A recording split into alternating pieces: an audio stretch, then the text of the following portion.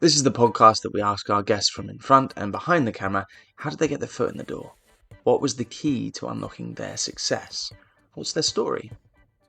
Writer-director Joseph Kosinski started his career with music videos, broke through with Tron Legacy, and saved cinema with Gun Maverick. And bonafide Hollywood legend Jerry Bruckheimer has produced some of the biggest action movies ever made, including Pirates of the Caribbean, Bad Boys, Beverly Hills Cop, The Rock, Armageddon, Top Gun, and they've come together once again for F1 the movie, starring the one and only Brad Pitt.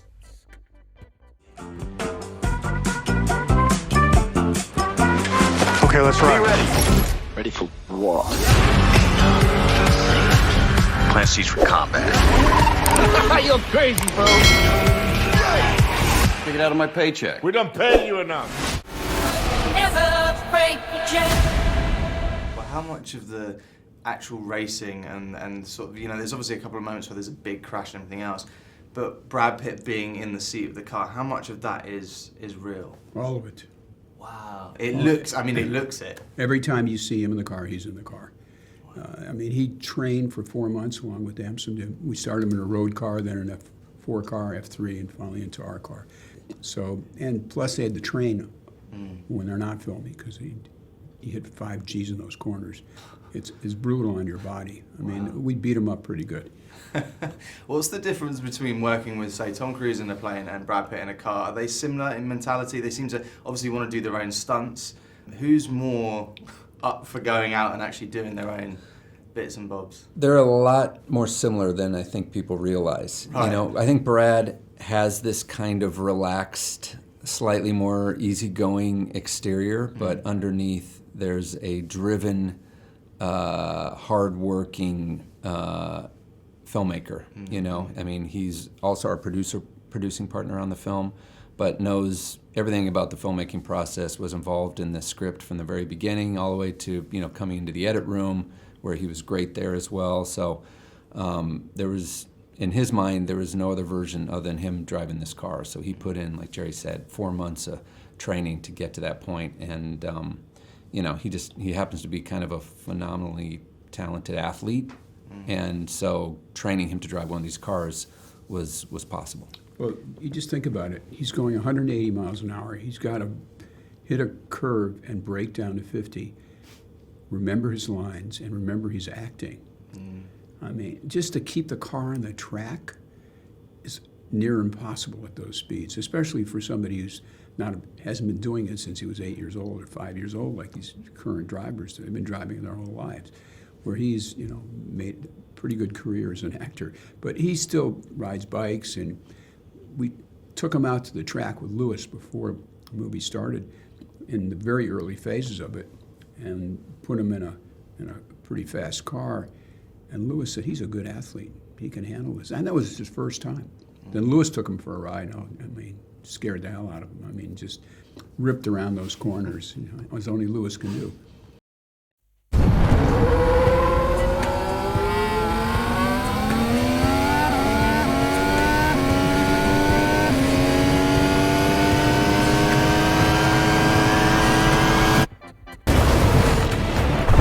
Oh my God. Now for a quick break. We'll be back to the episode shortly.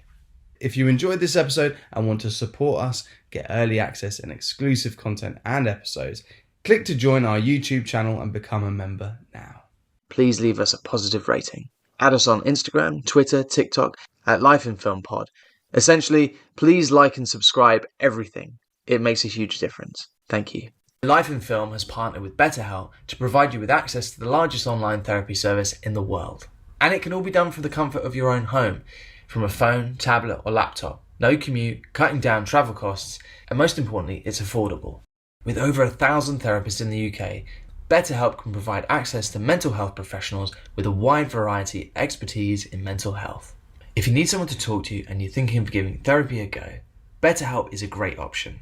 And being a listener of the podcast, you get 10% off. That's 10% off your first month at betterhelp.com/lifeinfilm. That's betterhelp.com/lifeinfilm. We are sponsored by movieposters.com. Are you a movie fan? I presume you are. Well, at movieposters.com, you can shop for all your favourite posters in one place. The #1 source for high-quality, authentic movie posters. From new releases to cult classics and 100% authentic originals. Thinking of having a browse? Well, if you see a poster that tickles your fancy, as a listener of the podcast, you get 10% off. That's 10% off with promo code LifeandFilm10. That's promo code LifeandFilm10. So why not give it a go? And back to the show. Guys, this movie is a proper movie. A movie. And I saw it obviously in the IMAX. I had the same feeling I had when I watched Top Gun 2, which obviously you guys both worked together. And it just really, it took me, all the stunts, the car racing, everything else. You know, you've obviously got Top Gun 2 with planes, this is with cars.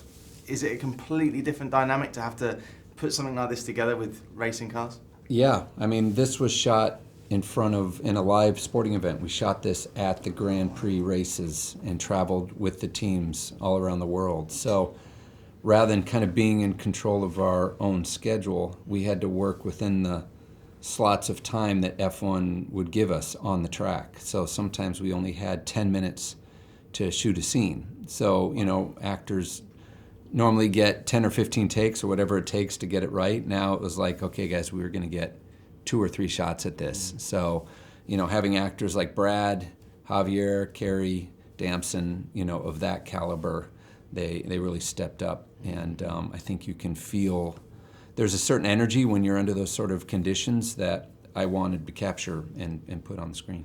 But how much of the actual racing and sort of, you know, there's obviously a couple of moments where there's a big crash and everything else, but Brad Pitt being in the seat of the car, how much of that is real? All of it.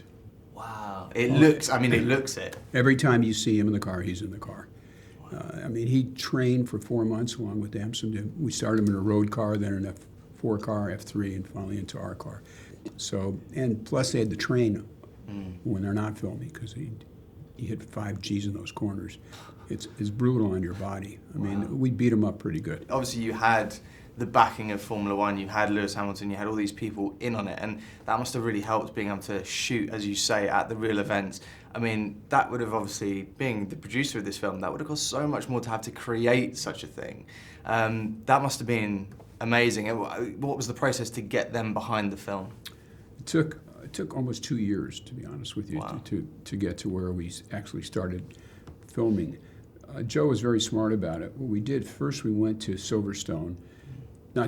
to London, met with Stefano, who was the head of F1, and we had Brad and Joe and myself.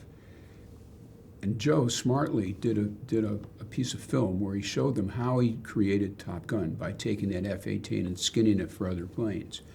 And he did the same thing for F1, where he took one of their races and skinned our car in that race, and it was seamless. You couldn't tell it was another car. And I think that helped convince him. Plus, when you tell the story, this is like Rocky on steroids, this movie. It's emotional, it's funny, it's got all the things. And what's great about it, it's the guys are actually driving. It's not a documentary. It's, you know, we condense time. You know, for the real F1, you know, crazies about the sport, they'll say, wait a second, that couldn't, everything in there happened. It might have happened a year later, but it all happened. Yeah, incredible. I mean, it looks amazing. I'd love to ask, my podcast is usually about how someone's career begins, and before we go, I'd love to ask you, where did that passion for filmmaking come from? And if I start with you, Joseph, how did you get that first script made, that first directorial, you know, Tron was obviously a huge movie, but how did that happen? Well, if I go all the way back, it started when I was in architecture school. I made a short film while I was in school and entered it into a little film festival in New York City, and it got accepted. And I think that was the first time I actually sat in a theater with a group of people and watched something I made, even though it was only 2 minutes long, kind of play on the big screen. And after that experience, I was kind of hooked, and kind of found my way into this through the world of commercials. But yeah, that was kind of my way in. Wow, and Jay? I think I started when I was really young and just was mesmerized by that big screen and the sound and the experience of being there and getting lost in the drama of what was on that screen. And F1 is that kind of movie where you get lost in it. It's got you want to see it on the biggest screen possible. You want to see a great theater with phenomenal sound. And that's what drew me into this business. It took me a long time to get to where I was actually in Hollywood, because I started in a mailroom in an advertising agency. But I always had my love for cinema. I had the passion for it, and it lives today. And I mean, I love sitting in the theater watching this movie because it's emotional. It makes me feel something. Every time I watch it, I tear up. So I think we made an experience for an audience that's romantic, it's funny, it's in a world that's so exciting. You know, you have 10 teams, 2 drivers to each team, and your teammate is your competitor.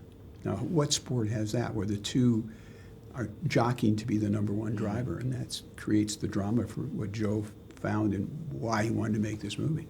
Oh, it's classic storytelling, isn't Yeah. it? It feels like Top Gun. It feels like one of these classics, a future classic. And last question, I'd love to ask advice. You know, someone that's trying to get into the film industry, if it be a producer or be a writer-director, what would your advice be? You have to make something.